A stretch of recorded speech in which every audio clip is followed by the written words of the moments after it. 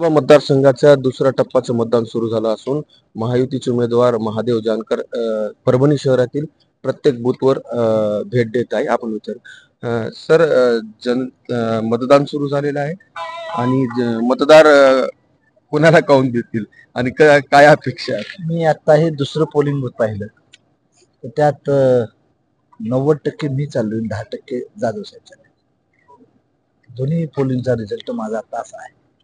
पण शहर त्यांचं आहे आणि मतदारांना खूप अपेक्षा आहे. त्यांचा आहे पण मतदार माझा आहे. त्यामुळे मतदार माझा असल्यामुळं विजय माझा आहे. प्रजा समाजाला राजा समाज बनवणं हे माझं कर्तव्य आहे. प्रजा जर माझ्या असेल तर राजा बनायला वेळ लागणार नाही मला.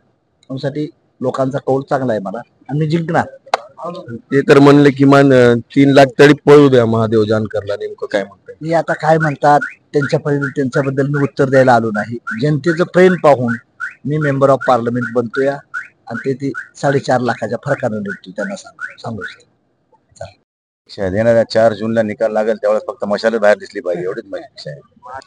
म्हणून उलटा बोल रहे होंगे बोलने में उन्होंने एक जगह ऐसा भी बोले कि भाई मैं 3-3.5 लाख वोट्स में वो उतने उनको गिरने वाले उतने उन्होंने बताया. ठळक घडामोडींसाठी देशोन्नती न्यूज चॅनलला सबस्क्राइब करा आणि बेल आयकॉन प्रेस करा. मुंबई, पुणे, नागपूर, मराठवाडा असो का विदर्भ, राजकीय, सामाजिक, शैक्षणिक क्षेत्र असो का क्रीडा, सर्वच घडामोडीचे विश्लेषण पाहायला विसरू नका. फक्त देशोन्नती न्यूजवर.